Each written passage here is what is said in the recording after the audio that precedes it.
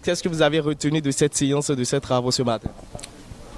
Alors, je retiens que l'esprit du PAI a survécu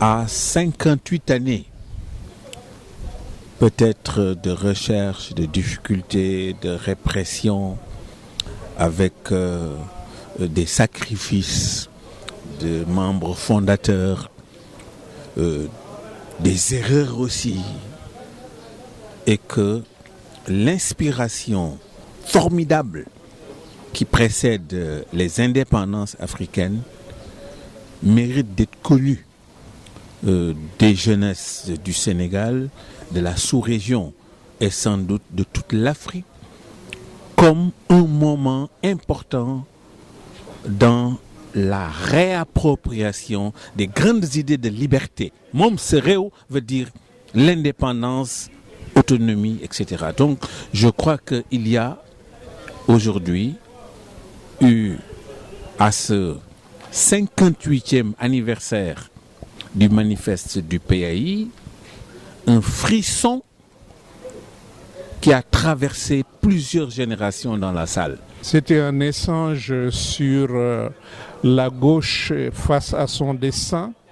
Et dans ces échanges, je pense ce qui est à retenir d'essentiel, c'est que la gauche a fait une évaluation critique de son histoire avec ce qui a été positif, c'est-à-dire les sacrifices qui ont été faits pour les libertés démocratiques, pour les libertés syndicales, pour la liberté de la presse, toutes ces libertés qui ont été conquises au prix d'efforts et de sacrifices des forces de gauche, mais également, et on a parlé, des difficultés que la gauche a eu à joindre les masses populaires pour lesquelles son engagement avait un sens, mais également de la difficulté à conserver son unité, ce qui fait qu'aujourd'hui on trouve dans l'espace politique plusieurs forces de gauche dispersées qui font que la gauche s'est affaiblie et n'a pas l'impact qu'elle devrait avoir sur le cours politique du pays.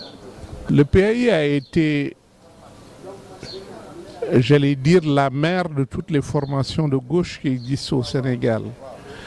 C'est un parti qui a contribué pour l'indépendance du pays, qui a été à la base de la revendication et même le compromis que le colonialisme avait trouvé avec l'indépendance octroyée. Le colonialisme l'a fait parce qu'il savait qu'en retardant l'indépendance, c'était des forces radicales comme le PAI qui risquaient de prendre le pouvoir. Et pour éviter que ces forces prennent le pouvoir colonial a anticipé pour donner le pouvoir à ses alliés locaux. Et je crois que le pays mérite cet anniversaire et a été une force politique très importante dans l'histoire de notre pays. Cette rencontre a été initiée par le comité national du manifeste du Parti africain de l'indépendance. Elle est jumelée avec la commémoration du militant Lamine Arpan Senghor et le comité national du manifeste du PAI a l'habitude chaque année, en ce mois de septembre, de commémorer l'apparition du manifeste en suscitant la réflexion et sur les leçons du passé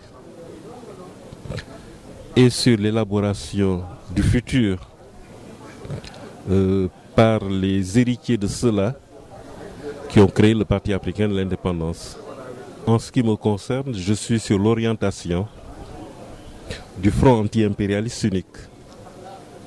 Le Front anti-impérialiste unique prend acte du fait que la pression de l'impérialisme sur notre pays génère l'unité d'intérêt de l'ensemble des couches de notre pays, de l'ensemble des couches du Sénégal. Et de ce point de vue-là, le Sénégal n'est pas une exception. Partant, le combat politique de militants comme nous est d'œuvrer à la réalisation de l'incarnation organisationnelle, de l'unité objective des différentes couches de notre pays. Cela signifie que pour quelqu'un comme moi, il est loin d'être évident qu'il faille un candidat de ce qu'on appelle la gauche. Dans notre culture, un parti ne prend pas le pouvoir. Dans notre culture, c'est le peuple qui prend le pouvoir. Le rôle d'un parti politique, c'est de féconder l'action populaire. Dans la culture de militants comme moi.